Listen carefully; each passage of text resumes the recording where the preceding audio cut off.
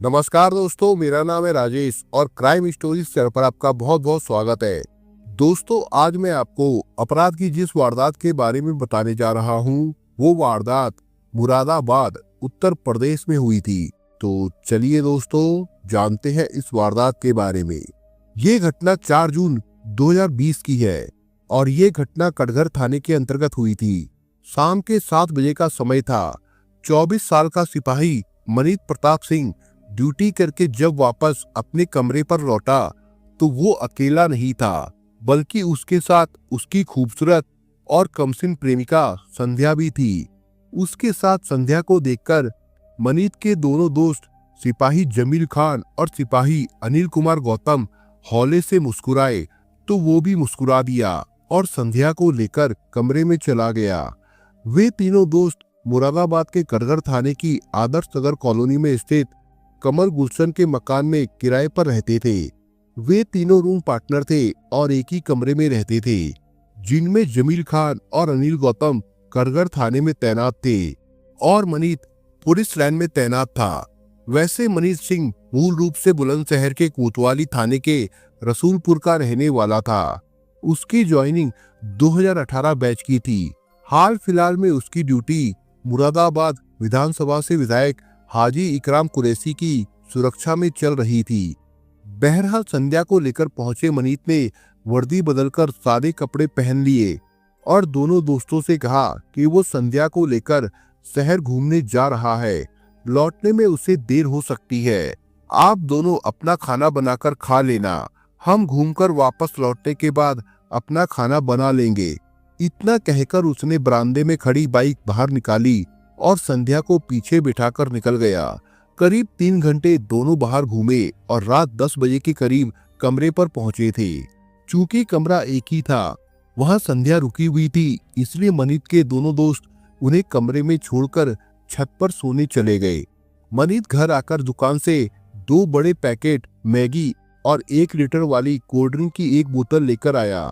संध्या ने मैगी बनाई और 2 कटोरियों में मैगी लेकर कमरे में आई, जहां मनीत उसका बेसब्री से इंतजार कर रहा था।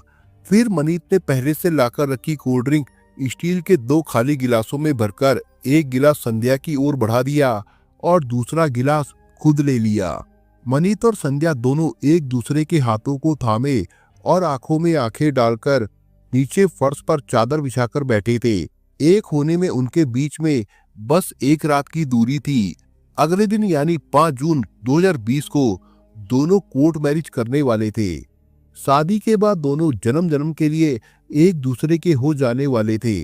कहते हैं आग और फूस पास पास हो तो वहां अक्सर आग लगी ही जाती है। मनीत और संध्या सामाजिक मान मर्यादाओं की सीमा लांघते हुए जिस्मानी रिश्ते से एक हो चुके थे, इसलिए संध्या मनीत पर शादी के लिए दबाव बनाई हुई थी। दबाव में आकर ही उसने संध्या से शादी के लिए हामी भरी थी और उसे कमरे पर बुलाया था।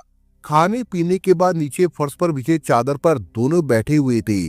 मनीष संध्या की हथेली थामे उसकी झील सी गहरी आंखों में डूबता जा रहा था।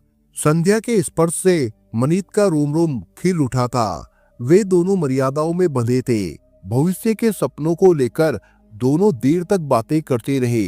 इस बीच मनीष फोन पर अपने घर वालों से अपनी शादी के सिलसिले में बात भी करता रहा। फोन पर बात करते करते मनीष अचानक से गंभीर हो गया और नीचे फर्श से उठकर बेड पर बैठ गया। तो संध्या भी नीचे से उठकर बेड पर बैठ गई और उसकी गोद में अपना सिर रखकर बिस्तर पर पसर गई। क्या हुआ, अचानक से गंभीर क्यों हो गए? संध्या ने मनीष की आंखों में आंखें डालकर सवाल किया। कुछ नहीं, बस ऐसे ही। कहते कहते मनीष रुक गया। मेरे से कोई भूल हो गई है क्या, या मैंने कुछ ऐसा वैसा कह दिया जिससे तुम्हें बुरा लग गया हो? अगर ऐसा है तो मुझे माफ कर दो। Sorry, I am sorry. दोनों कान पकड़ते हुए संध्या ने कहा। तुम क्यों सॉरी कह रही हो? कान से संध्या का हाथ हटाते हुए उसने आगे कहा, मुझे तुमसे कोई शिकायत नहीं है और ना ही तुमने कुछ कहा है। सॉरी तो उन्हें बोलना चाहिए जो हमारे प्यार के दुश्मन है। माफी तो उन्हें मांगनी चाहिए जो हमें एक होने से रोकते हैं।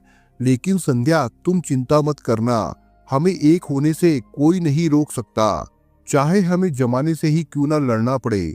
हम लड़ेंगे और एक भी होंगे। मनीत ने कभी हारना नहीं सीखा है, दुश्मन चाहे हमारे अपने ही क्यों ना हो। मोहब्बत की जंग हम उनसे जीत के ही रहेंगे। घर वालों से तुम्हारी बात हुई है क्या? उन्होंने तुमसे कुछ कहा है? वे हमारी शादी के खिलाफ है, कहते हैं ये शादी नहीं होने देंगे। तो फिर क्या होगा? होगा क्या? मैंने जो निश्चय किया है वही होगा। मेरा निश्चय पत्थर पर खींची गई लकीर है, उसे कोई भी नहीं मिटा सकता। कहते हुए मनीत ने बेड पर पड़ी कार्बाइन दोनों हाथों से उठाई, उसे देखा और उसके बाद उसने ऐसा कुछ किया जो उसे नहीं करना चाहिए था। गोलियों की आवाज सुनकर मकान की छत पर सो रहे जमील और अनिल दौड़े भागे नीचे कमरे में पहुंचे। कमरे का दृश्य देखकर दोनों हैरान रह गए। मनीत खून में डूबा बिल्कुल शांत पड़ा था।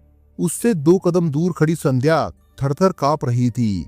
उसके चेहरे का रंग उड़ा हुआ था, उसके मुंह से कोई बोल नहीं फूट रहा था। जिस यार की बाहों में थोड़ी देर पहले वो झूल रही थी, जिन हाथों से अपने मांग में सिंदूर भरने के ख्वाब देख रही थी, वो सब रेत के मकान की तरह भरभरा कर ढह गया था। संध्या मनीत को देखे जा रही थी। जमील और अनिल कमरे के अंदर दाखिल हुए तो संध्या डर गई। मैंने नहीं मारा इन्हें, मैंने नहीं मारा, वो कहती चली गई। ये सब कैसे हुआ संध्या? अनिल ने सवाल किया। थोड़ी देर पहले मनीत ने फोन पर अपने घर वालों से बात की, उसके बाद ना जाने ऐसा क्या हुआ, वो एकदम से गंभीर हो गया। जब मैंने पूछा कि क्या बात है, तुम अचानक से क्यों इतने गंभीर हो गए, तो उसने बताया कि उसके घर वाले शादी के खिलाफ है, वे शादी करने पर ऐतराज जता रहे हैं। उसके बाद मैं कुछ समझ पाती कि मनीत ने उससे पहले ही ऐसा कर दिया। ये कहकर संध्या बिलक बिलक कर रोने लगी। संध्या के कहे अनुसार मनीत ने खुद ही ऐसा किया था। उसी समय जमील ने फोन करके थानेदार Vikas Kumar, CO Poonam Sirohi, SP Amit Kumar, SSP Amit Pathak और आईजी रमेश शर्मा को घटना की सूचना दी। चूंकि मामला विभाग से जुड़ा हुआ था, इसलिए सूचना मिलते ही कुछ ही देर में एसओ विकास कुमार, सीओ पूनम सिरोही और एसपी अमित कुमार घटनास्थल पर पहुंच गए। मौके पर पहुंचे एसपी अमित कुमार और सीओ पूनम सिरोही ने दोनों सिपाहियों जमील खान, अनिल कुमार और युवती संध्या से पूछताछ करना शुरू किया। दोनों सिपाहियों जमील और अनिल ने अधिकारियों को बताया कि रात खाना खाने के बाद दोनों छत पर सोने चले गए थे। कमरे में रात भर मनीत और संध्या ही थे। गोली की आवाज सुनकर नींद खुली तो उठकर बैठ गए। मोबाइल ऑन किया तो उस समय रात के 2 बज रहे थे। हम दोनों भागे भागे नीचे कमरे में आए तो देखा मनीत खून में डूबा नीचे फर्श पर पड़ा था। उसकी कार्बाइन बिस्तर पर पड़ी हुई थी, उस पर खून लगा था। एक किनारे दूर खड़ी बदहवास सी संध्या मनीत को देखे जा रही थी। उसके बाद अधिकारियों ने संध्या से पूछताछ की तो उसने भी वही बताया जो दोनों सिपाहियों ने कुछ देर पहले पुलिस अधिकारियों को बताया था। पूछताछ करने के बाद पुलिस ने घटना स्थल का निरीक्षण किया। खून से सनी कार्बाइन बिस्तर पर एक और पड़ी हुई थी। पहली दृष्टि में ये मामला ऐसा लग रहा था कि ये सब कुछ मनीत ने खुद ही किया है, क्योंकि अगर हत्या का मामला होता तो मौके पर संघर्ष के निशान जरूर मिलते, लेकिन ऐसा था नहीं।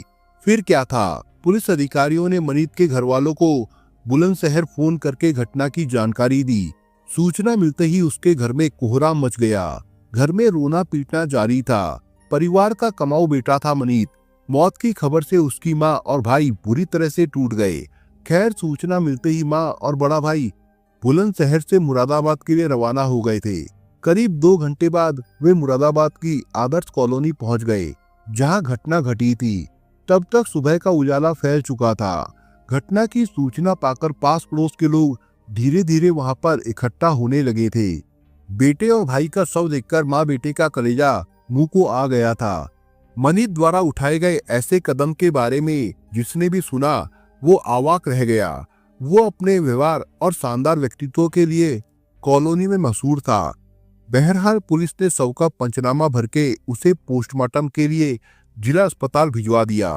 बीरू सिंह भाई की मौत के लिए संध्या को दोषी ठहराने लगा कि उसने शादी के लिए उस पर दबाव बना रखा था।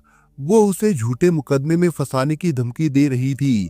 इसी के दबाव में आकर उसके भाई ने ऐसा किया है। बीरू के बयान को पुलिस ने गंभीरता से लिया और पूछताछ के लिए संध्या को हिरासत में ले लिया।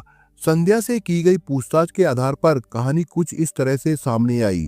24 साल का मनीत प्रताप सिंह मूल रूप से बुलंदशहर के कोतवाली देहात थाना क्षेत्र के रसूलपुर का रहने वाला था। उसके परिवार में माँ बाप, 2 भाई और 1 बहन थी। बड़ी बहन थी, उसकी शादी हो चुकी थी। दूसरे नंबर पर बीरू सिंह और सबसे छोटा मनीत प्रताप सिंह था। अमूमन परिवार के सबसे छोटे बच्चे माँ बाप और भाई बहनों के दुलारे होते हैं। मनीत भी पूरे परिवार का दुलारा था। कहते हैं पूत के पाँव पालने में ही दिख जाते हैं। ऐसा ही कुछ मनीत के साथ भी हुआ था।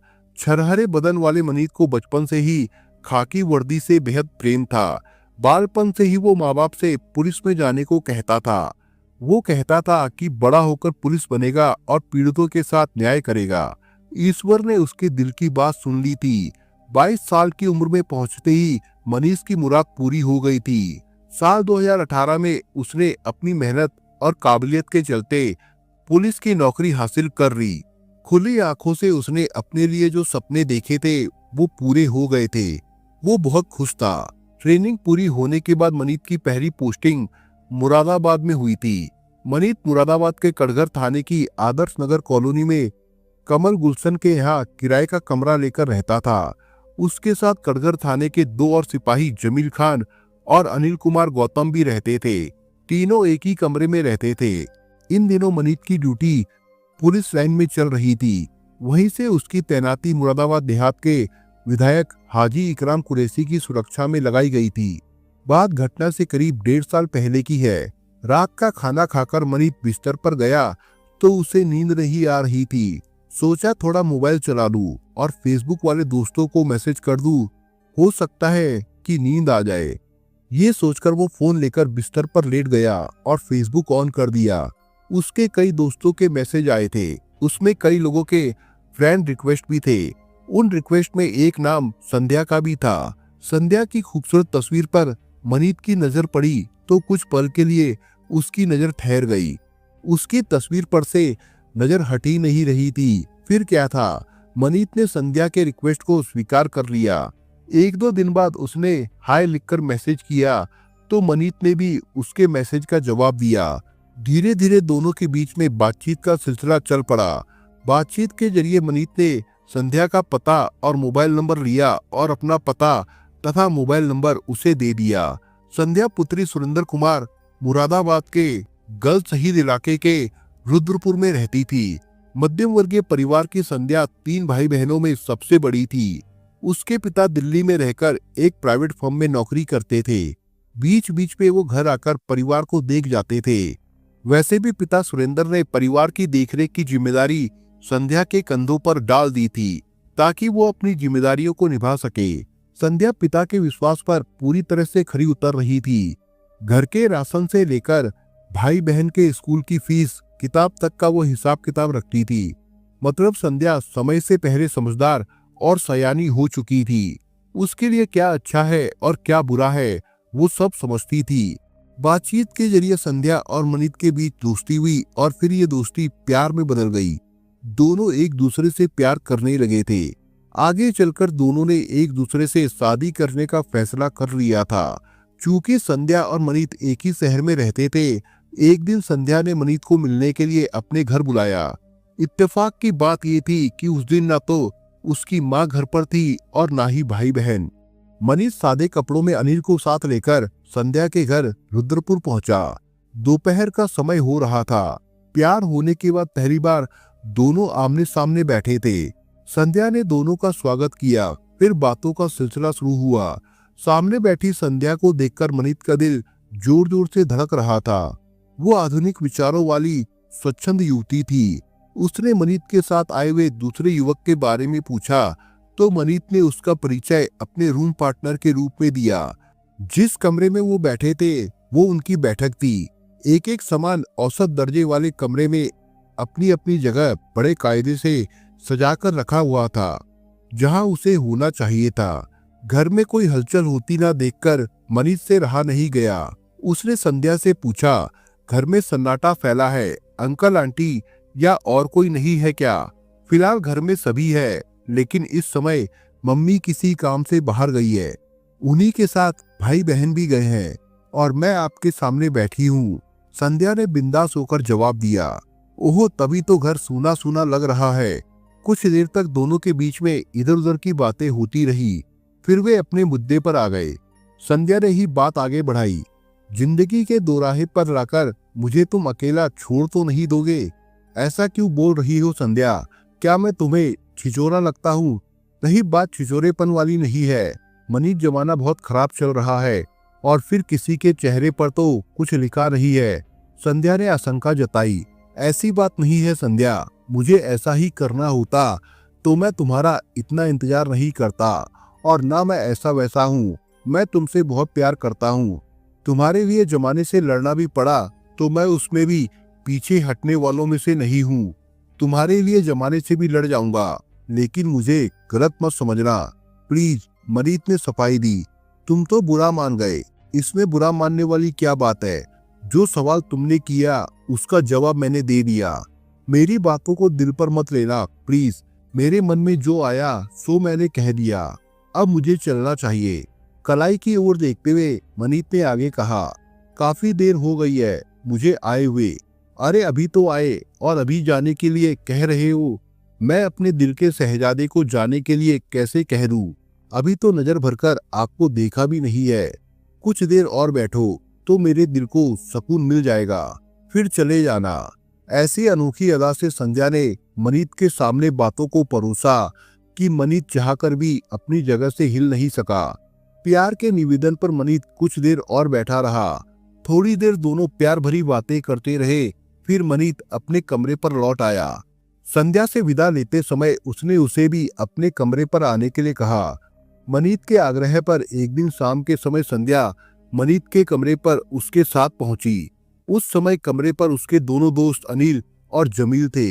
दोनों उनके प्यार के बारे में जानते थे। कुछ देर रुकने के बाद संध्या घर लौट गई थी। इसके बाद संध्या को जब भी मौका मिलता था वो मनीष से मिलने उसके कमरे पर चली जाती थी। इसी दौरान दोनों सामाजिक मान मर्यादा तोड़कर एक हो गए थे।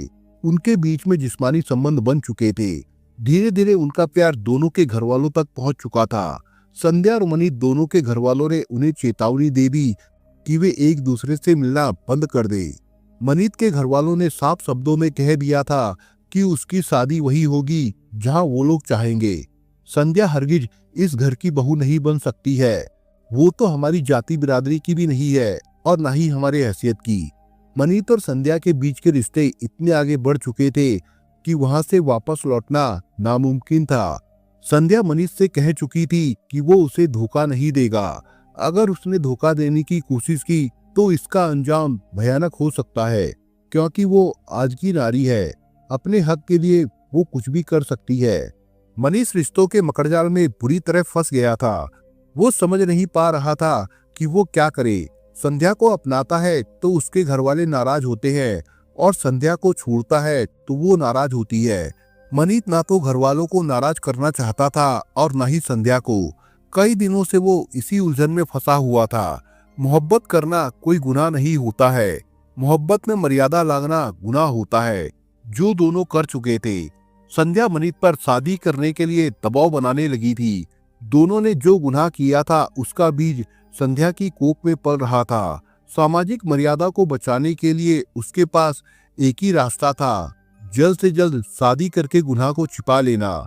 घर वालों के दबाव में आकर मनीष संध्या से पीछा छुड़ाने के लिए उससे कटकर रहने लगा। संध्या मनीष के भाव समझ गई थी। संध्या ने मनीष को समझा दिया कि आसानी से पीछा छूटने वाला नहीं है। फिर क्या था, 30 जून 2020 को संध्या ने कटघर थाने में प्रेमी मनीष के खिलाफ शादी का झांसा देकर दुष्कर्म करने की शिकायत दर्ज करा दी। मनीष के खिलाफ थाने में शिकायत दर्ज होते ही हड़कंप सा मच गया। संध्या के उठाए कदम से मनीष डर गया था। उसने जैसे तैसे करके संध्या को मना लिया। उसने उससे अपनी शिकायत वापस लेने को कहा। वो जानता था कि अगर ऐसा नहीं हुआ तो उसे जेल की हवा खानी पड़ सकती है, जिससे उसके कैरियर पर एक बड़ा धब्बा लग जाएगा। काफी मनाने के बाद संध्या अपनी शिकायत वापस लेने के लिए तैयार हो गई। मनीष ने उससे वादा किया कि अगले 5 जून को दोनों कोर्ट मैरिज कर लेंगे। शादी की बात सुनकर संध्या की खुशियों का ठिकाना नहीं रहा। वो बहुत खुश थी। 4 जून की शाम मनीत ने फोन करके संध्या को अपने कमरे पर बुला लिया। संध्या घर वालों से ये झूठ बोलकर आई थी कि वो अपनी एक सहेली के घर जा रही है, रात भर वहीं रुकेगी, अगली सुबह घर वापस आ जाएगी। शाम को जब संध्या कमरे पर आई तो दोनों शहर घूमने गए। रात को घर लौटे और मैगी बनाकर खाई और कोल्ड ड्रिंक पी। पूरी रात बातें करते रहे। रात 2 बजे के करीब मनीत ने शादी के सिलसिले में बात करने के लिए घर पर फोन किया था। घर वालों ने शादी करने से साफ मना कर दिया। इस बात को लेकर मनीत बुरी तरह से नर्वस हो गया और फिर उसके बाद उसने वही किया जो उसे नहीं करना चाहिए था। बहरहाल जांच में ये बात साफ हो गई है कि पारिवारिक दबाव और प्रेम उलझन में परेशान होकर मनीत ने ऐसा कदम उठाया था। कड़गर थाने में पुलिस ने मुकदमा दर्ज करके जांच की कार्रवाई बंद कर दी थी। संध्या की जिंदगी एक चक्रव्यूह में फंसकर रह गई थी, जिसे सुलझाने की कोशिश में वो जुटी हुई है। दोस्तों, आप अगर चैनल पर नए हो तो आप चैनल को सब्सक्राइब करने के साथ कमेंट बॉक्स में इस कहानी के बारे में अपने विचार जरूर लिखिएगा। मिलता हूँ एक नई कहानी के साथ, तब तक के लिए अपना ख्याल रखिएगा। धन्यवाद।